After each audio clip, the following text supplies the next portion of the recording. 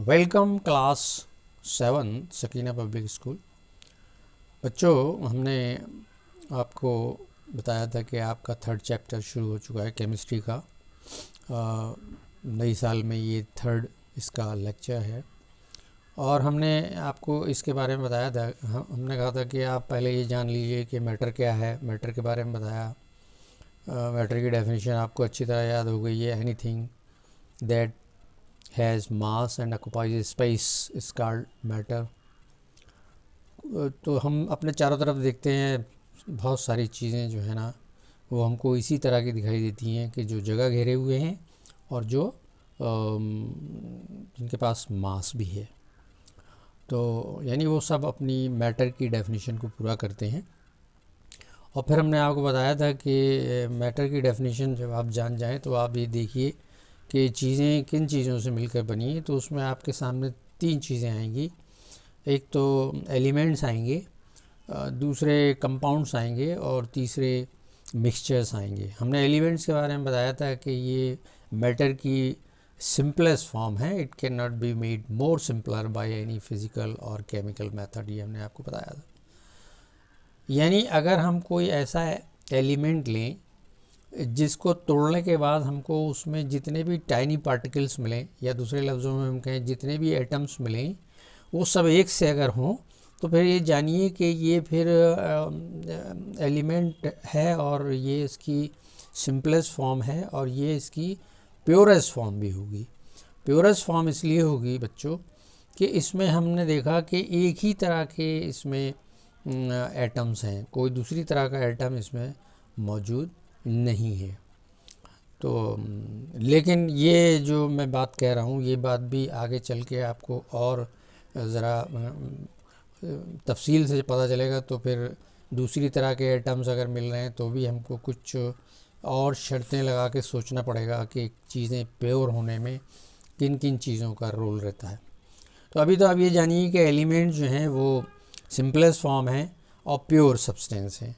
और हमने आपको ये भी बताया था कि टोटल अब तक डिस्कवर्ड एलिमेंट जो हैं वो 118 हैं। 118 में 92 ऐसे हैं जो नेचुरली अकरिंग एलिमेंट्स हैं इन द अर्थ क्रस्ट, और बाकी जो 26 हैं वो artificially they are discovered by the scientist. तो इस तरह से टोटल बनता है 118। और 118 एलिमेंट्स को एडजस्ट करने के लिए साइंसदानों ने एक टेबल बना रखी है। उसको पीरियोडिक टेबल के नाम से जाना जाता है। पीरियोडिक टेबल में ये सारे जितने भी एलिमेंट्स नए नए डिस्कवर होते रहते हैं, they are put in that table according to their discovery. और उनका क्या एटॉमिक नंबर है, उनका क्या एटॉमिक मास है, उसकी बुनियाद पर उनको उस पीरियोडिक टेबल में एडजस्ट कर दिया जाता है।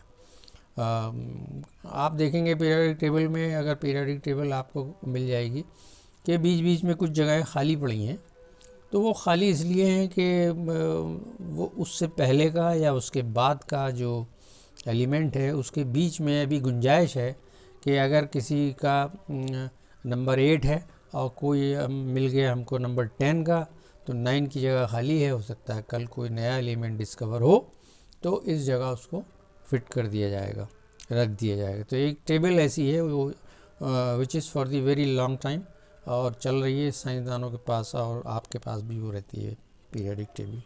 उसमें सबसे एक नंबर पर हाइड्रोजन है। तो हम बात कर रहे थे एलिमेंट्स की। तो 92 elements are naturally occurring in the earth crust and 26 are discovered artificially by man और बाय साइंटिस्ट। तो ये सब टोटल मिला के 118 एलिमेंट्स हैं जो मैटर की सिंपलेस्ट फॉर्म कहलाती है। सिंपलेस्ट फॉर्म इसीलिए कहलाती है कि इसमें इसको अगर हम ब्रेक करेंगे तो हमको ये एलिमेंट ही मिलता चला जाएगा, कोई नई चीज़ हमको नहीं मिलेगी। तो और ज़्यादा इसको हम सिंपल कर नहीं सकते, इसलिए हम कहते हैं कि ये सिंपलेस्ट है। हम और ज़्यादा इसको किसी केमिकल मेथड से या किसी फिज़िकल मेथड से, मान लिया हम एक हैमर लेके बैठ जाएं और इसको हैमरिंग करने लगें और हम सोचें कि तोड़ तोड़ के इसको छोटा करके इसको और सिंपल कर लेंगे, तो आप ये जानिए कि ultimately when you will get the smallest particle of that particular element, that will be similar to that of the big piece of that element. तो इसका मतलब ये हुआ कि वो अब भी वैसे ही उसको हम सिंपल ही कहेंगे, तो it can not be made more simpler. हमने कहा कि अब इन मैटर्स को दो कैटेगरी में हम डिवाइड करते हैं, एक तो प्योर सब्सटेंसेस में और एक इम्प्योर सब्सटेंसेस में। तो प्योर सब्सटेंसेस में आप देखिए, एक तो एलिमेंट को रख दीजिए आप, क्योंकि हमने देखा कि इसमें एक ही तरह के एटम्स हैं। हम कहते हैं ना कि टाइनी पार्टिकल्स जो हैं वो हम कहते हैं, साइंसदान जितने भी पढ़े लिखे लोग हैं, आप लोग हैं, आप कहेंगे कि एटम्स। तो एक से एटम्स, लाइक एटम्स अगर हैं तो फिर वो प्योर है। लेकिन कुछ ऐसी चीज़ें हैं जिनमें एक से ज़्यादा टाइप के एटम्स भी मिलते हैं। जैसे हम एग्ज़ाम्पल लें वाटर मॉलिक्यूल की, तो ये वाटर मॉलिक्यूल जो है जब हम लिखते हैं बोर्ड पर, तो हम लिखते हैं H2O। तो जब हमने H2O लिखा तो हमने देखा कि इसमें दो टाइप के हैं, एक तो ये है और एक दूसरा टाइप ये है ऑक्सीजन का। दो टाइप के इसमें एटम्स दिखाई दे रहे हैं। तो ऐसी चीज़ें भी हैं, तो जी हाँ, ऐसी चीज़ें भी हैं और वो कहलाते हैं कंपाउंड्स। और कंपाउंड की अपनी एक प्रॉपर्टी है, वो प्रॉपर्टी आपको याद अगर रहेगी तो फिर चीज़ें आपको ज़्यादा आसान दिखाई देंगी।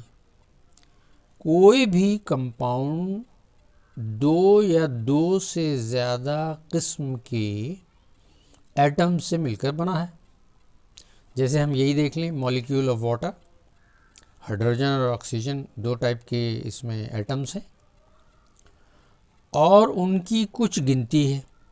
आप देखिए H के आगे 2 लगाए, यानी हाइड्रोजन के 2 एटम और ऑक्सीजन का 1 एटम। आप दुनिया में कहीं पर भी, इस प्लैनेट पर कहीं पर भी पानी लें तो उसके मॉलिक्यूल की संरचना या उसके मॉलिक्यूल का स्ट्रक्चर यही होगा, H2O। यानी ये बात डेफिनेट है कि वाटर मॉलिक्यूल में हाइड्रोजन के 2 एटम्स और ऑक्सीजन का 1 एटम मौजूद है। या हम एक शुगर लें, ज़रा लंबी बात हो जाएगी। ग्लूकोज का एक मॉलिक्यूल जो है वो C6H12O6। इसमें 3 तरह के एटम्स दिखाई दे रहे हैं, उनके नंबर भी भिन्न भिन्न हैं। कार्बन के 6, हाइड्रोजन के 12 और ऑक्सीजन के 6 एटम्स हैं। लेकिन ग्लूकोज आप कहीं भी लेंगे, कहीं से भी लेंगे, उसके मॉलिक्यूल का स्ट्रक्चर C6H12O6 ही होगा। तो इससे एक बात साबित हो रही है। या हम लें नमक NaCl,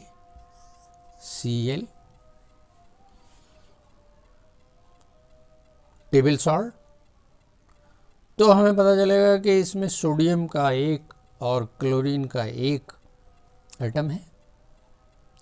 हमने एक बात यहाँ पर मार्क करना चाहिए और वो ये कि कंपाउंड की ये ख़ास पहचान है कि उसको बनाने वाले कंस्टिट्यूएंट एलिमेंट्स हमेशा अपनी फिक्स प्रोपोर्शन में पाए जाएंगे, डेफिनेट प्रोपोर्शन में पाए जाएंगे। If you take the case of the water molecule, you will get 2 atoms of hydrogen and 1 atom of oxygen. Or you just take the case of the glucose, you will get 6 carbon atoms, 12 hydrogen atom and 6 oxygen atom. Or you take the table salt NaCl, you will get 1 sodium atom and 1 chlorine atom. हमेशा fix रहेंगे, definite रहेंगे। अगर ये situation बनती है compound के साथ कि उनमें पाए जाने वाले दो या दो से ज़्यादा किस्म के एटम्स हमेशा एक ख़ास प्रोपोर्शन में, डेफिनेट प्रोपोर्शन में पाए जाएंगे, तो ये भी प्योर कहलाएंगे। तो अब हमारे पास प्योर सब्सटेंसेस में दो चीज़ें हो गई बच्चों, एक तो एलिमेंट जिनमें एक ही तरह के एटम्स होते हैं, और दूसरे हो गए कंपाउंड्स। ये भी प्योर हैं क्योंकि इनमें पाए जाने वाले डिफरेंट टाइप्स के एटम्स का प्रोपोर्शन या नंबर हमेशा डेफिनेट रहेगा, बदलेगा नहीं। तो हमारे पास प्योर सब्सटेंसेस की कैटेगरी में दो चीज़ें आ गई, एलिमेंट और कंपाउंड।